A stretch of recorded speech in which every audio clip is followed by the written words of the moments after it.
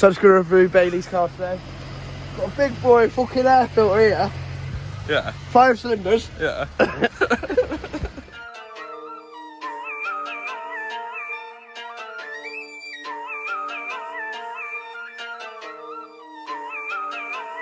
B&B on the track.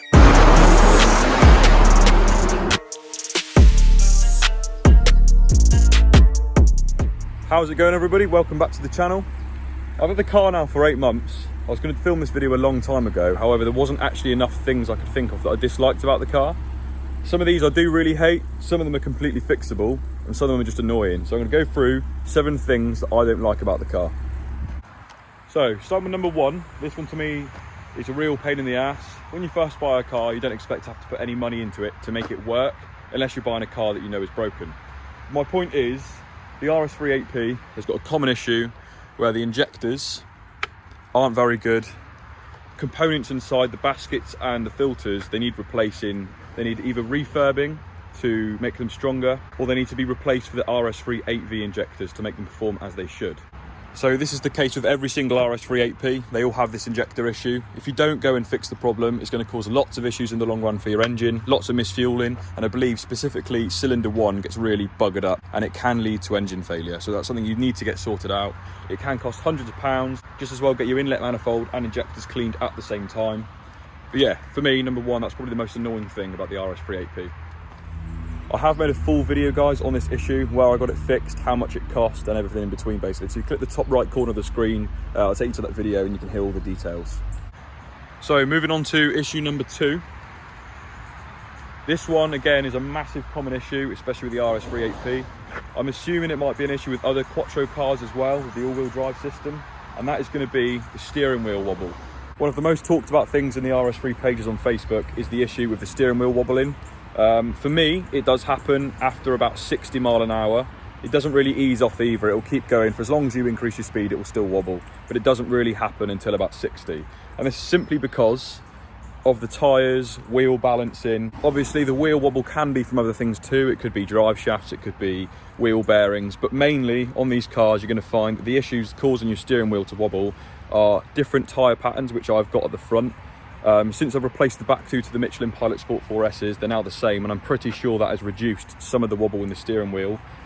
The previous owner has kind of knocked up the wheels a little bit. There are some marks on there, so in that case I do need to get the wheels aligned and balanced, and I'm sure once I've got all the wheels balanced and tracked properly, that steering wheel wobble will be eliminated. I've seen online that people have actually spent hundreds, nearly thousands of pounds replacing so many parts in their cars and they've still got this horrible wobble, and it was only a matter of them getting their wheels balanced to perfection where the wheel wobble actually stopped.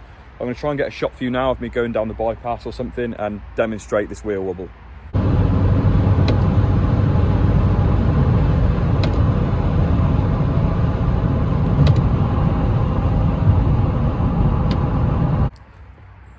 So as you might see, I'm not sure how well the video is going to pick that up. It mainly happens when I actually have to turn the wheel itself, when there's a bit of resistance in the steering rack. You feel the vibrations up from the floor and gets transmitted into the steering wheel.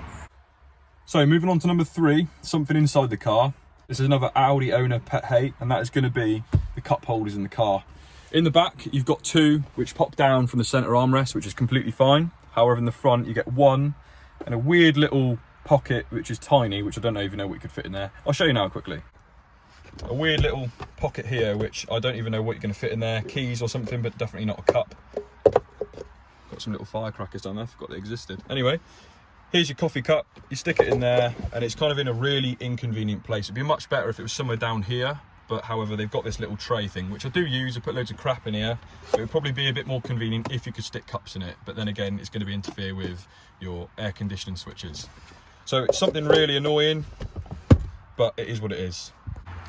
So moving on to number 4, and that is going to be the amount of water that tracks in when it's wet with the window down. Fair enough. You shouldn't really have your window down if it's pissing it down, but I mean, if you've got some water on the roof, you've got your window down and you're moving forwards, water will easily just piss straight inside the car, get all over your switches and buttons on the inside of the door. Because this water gutter type system, which you'd usually get at the top of a door, should direct the water off here into a little channel and bugger off somewhere. However, on this shape of A3, RS3, S3, whatever, it is crap. I've even tried to put some wind deflectors in there to stop the amount of water that goes in, but it easily just pours all inside and gets your inside switches soaking wet. I don't really have any water on the roof, or it's not wet enough to demonstrate what I mean right now, but I'll be driving along and it will simply just stream straight down. It's not like it even follows this line. It will just pour off and just get everything wet on the inside. Saying that, even if you use your windscreen wash and jet it on the windscreen, as your wipers push it off to the side, it does the same thing. It will come straight in rather than getting tracked down the car and avoiding getting inside the car. Hey ho. So moving on to issue number 5. This isn't necessarily a common fault, because obviously something can go wrong on the car, as I'll demonstrate in a second. However, it's going to be probably an expensive fix or a pain in the ass to fix. I'll show you that now. So if I stick on my daytime running lights, there you go. Side light, daytime running light, left side. As you can see, the daytime running light on the right hand side is working perfectly fine. Come over to the left and there is nothing on whatsoever. This was happening on and off for a little while. I'd be driving the car and I'd get that warning light on the dash. I'd pull over and notice the left hand side had stopped working. I'd turn the car off, wait for about 5 minutes, turn it on and it was on again. But now it's been off for weeks, hasn't been on since. To be honest, I've not got around to fixing it yet. From what I've read online, it's either a connection issue, which I'm gonna have to try and find out, see if there's any cables that need sorting, or it's an issue with the instrument cluster inside the head unit itself. Long story short, that is going to be anywhere from 400 quid to like £600 for a headlight unit, depending on what OEM company you want to go for.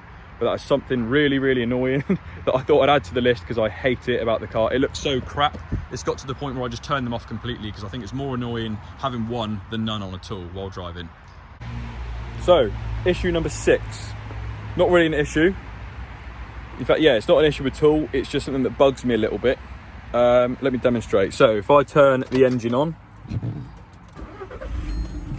and switch on the sport button, that would usually open up the exhaust valve. However, when the car is cold, it doesn't open the valve straight away. The car's got to be driven, oil temp's got to get up to temperature, engine temperature, and then eventually you'll notice the valve is open and it's much noisier. And then you can open it and close it as much as you like while the car's on and warm, and it will do so. However, what pisses me off, it's going to sound like a really stupid example, but it's also a great example. Let's say you're at a car meet with a load of people. Someone says, oh, you got a 5-part, let's hear it, sort of thing. You open up your valve. Let's say the car's still warm, but is off. Turn the car on after being off for like 5 minutes. You go to open the valve and it doesn't open. It's almost like I've got to actually drive the car down the road so it opens again. It won't open on demand even if the car is still warm after it's been off for a little while, which annoys me. I'm not sure if someone can tell me how it exactly works in the comments, but there's nothing wrong with it. It's meant to do this. It's just, I don't know why it won't open and close on demand. I suppose a simple tune, custom tune can sort that out. So it will open and close as I wish. But it's just something really, really annoying. Whenever someone says, oh, you know, turn it on, give it a rev sort of thing, I've got to say, I can't. It's no point. It will sound like crap. The valve is closed. It won't have any bass or tone to it. The car's actually got to be taken down the road and then it'll open. So something really, really annoying. So guys, moving on to my final point, number 7. This was an issue up until now. I fixed the issue. I'll explain how I've done that. Basically, the car will learn how you drive. I've not reset the learnt values in this car since I've had it. So once I took delivery of the car, it was driving how the previous owner drove it, if that makes any sense at all, especially the gearbox. For example, let's say I'm driving down the road in slow moving traffic. As soon as my car would go below 10, 15, maybe not 15, about 10, 12 mile an hour, it would drop itself straight into first gear. This is if I'm in automatic mode, of course. It would drop it down into first gear, it would clunk into first, and then as soon as I put my foot slightly on the throttle to keep up with traffic, it would put it straight into second again. And I was like, this is really annoying. It would like clunk up and down now and again. I thought there was something wrong with it, or the computers aren't processing something right, and it's just messing up how the gearbox was operating. Sometimes as well, if I'm approaching, again, if I'm in just normal automatic mode, if I'm approaching a junction and I want to turn right into a junction, I'd slow down, it would drop it into second gear, then it would sometimes drop it into first gear really early. I'd make my move, but turn right, and it would drop it into second again, clunk down, and then go up into third straight away. And it just didn't seem too natural. I read something online that I needed to reset it, To do this, what I've done is I had the engine off, stuck the key in, put it into position 2 for the ignition. You hold your throttle down for 20 seconds, and then you start the car as normal, hold the brake in and switch the engine on. I noticed that my traction control light flashed on, and something else did as I turned it on after this reset, and since then it's been absolutely perfect. It will now stay in second gear until I've actually come to a halt. I can literally be doing 1 mile an hour and it will still keep me in second, so it doesn't clunk me down, it's just a much smoother drive. So that was something that was really, really bugging me. It was kind of ruining the drive experience really, even though I'm always in manual mode anyway. Now and again, going to and from work, I'm not too fussed about blipping through the gears. I just keep it in drive and let it change for me. And it was making the drive really, really not an enjoyable experience basically. But now I've done this reset, it's so smooth and it's how it should be. It's basically reset the computer how it would have been when it came out of the factory in 2012, and will now learn to how I drive the car. So guys, that is the 7 things that I hate, dislike, want to change about the car. I hope some of these is a bit of an eye-opener for you. Some of these you might not have been aware of. And I hope I've shown you a few things to correct these if you've got these issues too. If you did enjoy the video, guys, please give it a thumbs up. Comment your thoughts down below. Let me know if you've got any other common issues that I'm not aware of, because it'd be really cool to hear them. And I'll see you in the next video. Peace.